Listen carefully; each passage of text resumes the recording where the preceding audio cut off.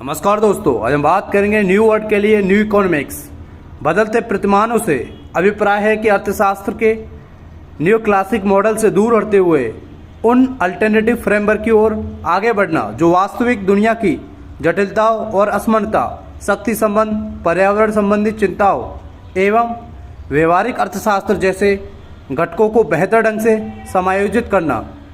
भारत सरकार 3 आर्थिक चुनौतियों का सामना कर रही है, जिसमें इन्फ्लेशन रेट, जैसे मुद्रास्फीति या ब्याज दरों, विनिमय दरों का प्रबंधन, व्यापारिक संबंधी समझौता वार्ता को आगे बढ़ाना और पर्याप्त आय के साथ सुरक्षित रोजगार सुनिश्चित करना। अर्थशास्त्रियों के पास इस बहुसंकट पॉली क्राइसिस के लिए कोई प्रणालीगत समाधान नहीं है और वे केंद्रीय बैंकिंग, मुद्रास्फीति, कामगारों की आय की सुरक्षा और मुद्रा मूल्यह्रास से संबंधित विभिन्न मुद्दों पर भिन्न भिन्न राय रखते हैं। इस संदर्भ में सरकार को आर्थिक परिदृश्य के साथ नए प्रतिमान की आवश्यकता है ताकि ऐसे मुद्दों को सबसे कुशल तरीके से हल किया जा सके। अब देखेंगे कि वर्तमान प्रतिमान क्या है। अर्थशास्त्र का वर्तमान प्रतिमान अत्यंत रैखिक, अत्यंत गणितीय और अत्यंत यांत्रिक है। इसे मूलभूत दोषों के रूप में देखा जाता है।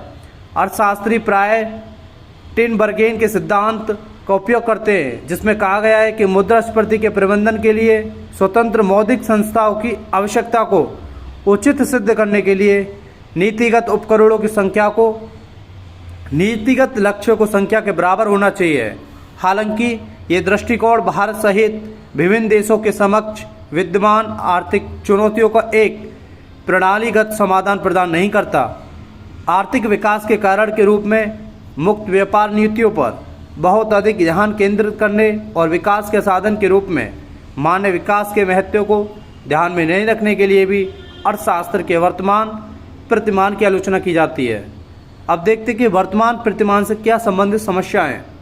इस शब्दावली में कई उभरी संकटों जैसे कि वर्ष 2008 का वैश्विक वित्तीय संकट, वैश्विक कोविड-19 महामारी का आसमान प्रबंधन और मंडराते वैश्विक जलवायु संकट ने वर्तमान प्रतिमान की अपर्याप्तता को उजागर किया है। कुछ प्रमुख चुनौतियों ने आय समानता, जलवायु परिवर्तन, संसाधन क्षरण, वैश्विक संबंधी रोजगार विस्थापन और डिजिटलीकरण एकाधिकार उदय शामिल है।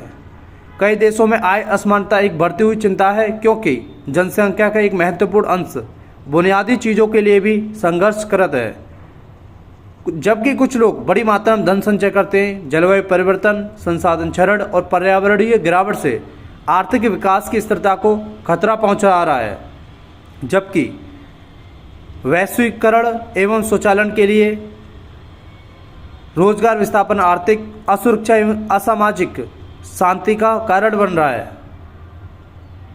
इसके साथ ही डिजिटल एकाधिकार के उदय और परिणामस्वरूप बाजार की एकाग्रता में वृद्धि हुई है। प्रतिस्पर्धा कम हुई है, जो नवाचार को बाधित कर सकती है और उपभोक्ताओं के लिए उच्च कीमतों की स्थिति बना सकती है। एक नए अर्थशास्त्र की आवश्यकता है जो कि सामाजिक आर्थिक प्रणालियों की जटिलता को ध्यान में रखे हुए और मानव विकास को आर्थिक विकास के एक पूर्व शर्त के रूप में देखे। भारत के नीति निर्माताओं को एक ऐसा समाधान पाना होगा जहाँ एक ही समय में आर्थिक वृक्ष के फल भी पाएँ और उसकी जड़ों को मजबूत भी किया जा सके। इसके लिए वर्तमान रैखिक एवं यांत्रिक प्रतिमान को छोड़ने और अर्थशास्त्र के प्रति अधिक समग्र अनुकूल दृष्टिकोण अपनाने की आवश्यकता होगी। नए आर्थिक प्रतिमान से संभावनाएं। आर्थिक विकास के लिए संतुलित दृष्टिकोण। ये आर्थिक विकास के प्रति अधिक संतुलित दृष्टिकोण पर बल देता है, जो कि पर्यावरणीय स्थिरता और सामाजिक कल्याण को ध्यान में रखता है। विकास के चालक।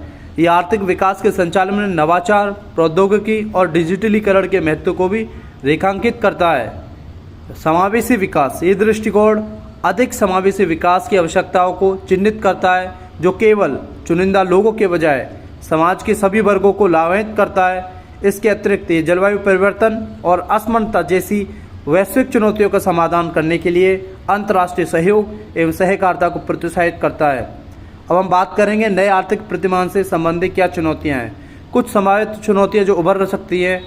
पहले से जो जमी हुई आर्थिक हितों को और प्रतिरोध ये ठीक से प्रतिबंध नहीं किया गया तो असमानता वृद्धि की संभावना है।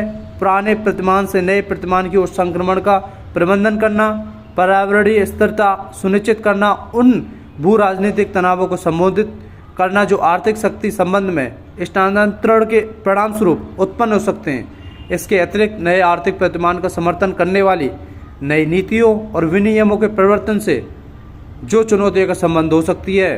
साझा आर्थिक एवं पर्यावरणीय चुनौतियों को दूर करने के लिए वैश्विक प्रयासों के समन्वय में संभावित कठिनाई उत्पन्न हो सकती है। अब हम बात करेंगे आगे की राह क्या हो। एक समग्र और व्यापक दृष्टिकोण अपनाना, सरकार, शिक्षा जगत, नागरिक समाज, निजी क्षेत्र और स्थानीय समुदाय को शामिल करते हुए बहुक्षेत्रीय सहयोग स्थापित करना होगा। ये मौजूदा मुद्दों के सामाजिक, आर्थिक और पर्यावरणीय आयामों को संबोधित करने वाले एकीकृत समाधान विकसित करने हेतु विविध दृष्टिकोणों, विशेषज्ञताओं और संसाधनों को लाभ उठाने में मदद कर सकता है। निर्णयन, नीति निर्माण और कार्यान्वयन को सूचना संपन्न करने के लिए डेटा एवं साक्ष्य का सहारा लेना होगा।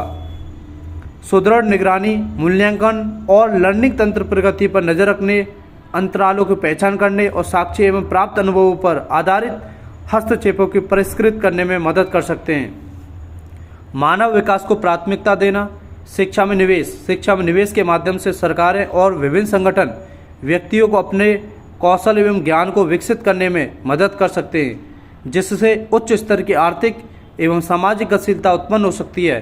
स्वास्थ्य सेवा को बढ़ावा देना, स्वास्थ्य सेवा प्रदान करना और स्वास्थ्य व्यवहार को बढ़ावा देना व्यक्तियों के स्वास्थ्य एवं उत्पादक जीवन जीने में मदद कर सकता है। स्थानीय संदर्भों के लिए अनुकूल समाधान, एक संपूर्ण आवश्यकता आकलन का आयोजन करना, स्थानीय समुदाय की विशिष्ट आवश्यकताओं और चुनौतियों को समझना महत्वपूर्ण है।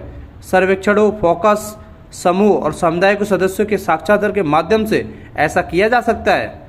मौजूदा अवसंरचना और संसाधनों पर आगे बढ़ना, शून्य से शुरू करने के बजाय स्थानीय संदर्भ में मौजूदा अवसंरचना और संसाधनों पर समाधान तैयार किया जाना चाहिए।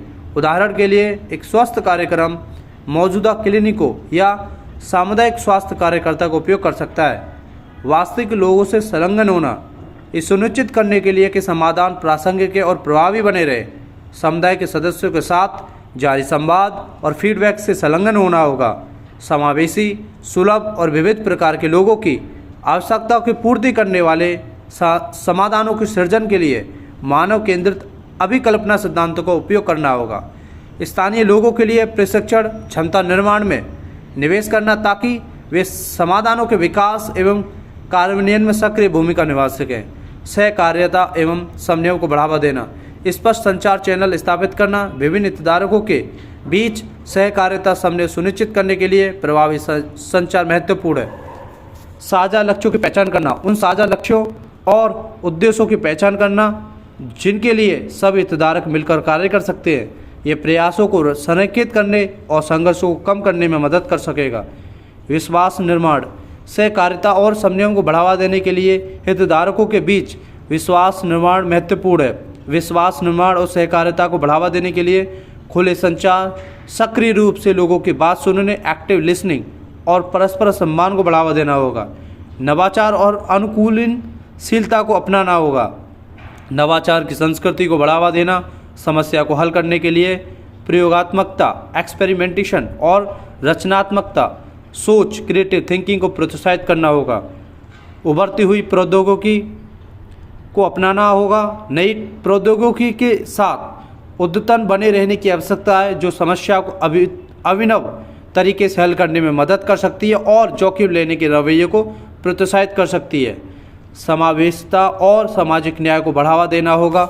वंचित समूहों के लिए अवसर सृजित करना, समावेशिता को बढ़ावा देने के लिए हमें महिलाओं, जातीय अल्पसंख्यकों और दिव्यांगजन जैसे वंचित उपेक्षित समूहों के लिए अवसर सृजित करने की आवश्यकता है। इसमें शिक्षा, प्रशिक्षण, रोजगार और अन्य संसाधनों तक पहुंच शामिल है जो अपने पूरी क्षमता साकार करने में मदद कर सकते हैं। भेदभाव उन्मूलन, समावेशिता और सामाजिक न्याय के लिए भेदभाव का प्रमुख बाधा है। समावेशिता को बढ़ावा देने के लिए हमें नस्लवाद, लिंगवाद और पूर्वाग्रह के अन्य रूपों सहित भेदभाव के सभी रूपों को समाप्त करने की आवश्यकता है। अब हम बात करेंगे निष्कर्ष के बारे में। अर्थशास्त्र का वर्तमान प्रतिमान भारत और अन्य देशों के सामने मौजूद जटिल आर्थिक चुनौतियों का समाधान करने हेतु अपर्याप्त है। चीन एवं वियतनाम के सबक सतत आर्थिक विकास की प्राप्ति में मानव विकास और इसके साथ आय वृद्धि के महत्व को रेखांकित करते हैं। जटिल सामाजिक आर्थिक समस्याओं को बेहतर ढंग से समझने और उन्हें समाधान के लिए अर्थशास्त्रियों को अर्थशास्त्र के प्रति अधिक व्यापक अनुकूल दृष्टिकोण अपनाने की आवश्यकता है। भारत और व्यापक अनुकूल दृष्टिकोण अपनाने की आवश्यकता है। भारत और अन्य देशों की नीति निर्माताओं को एक नई दुनिया के लिए नए अर्थशास्त्र को अपनाने हेतु तैयार रहना चाहिए। अधिक समावेशी और सतत आर्थिक भविष्य के निर्माण के लिए वर्तमान आर्थिक प्रतिमान पर पुनर्विचार करने और इसमें सुधार लाने का समय आ गया है। I hope you like this information. Please like share subscribe. Thanks for watching.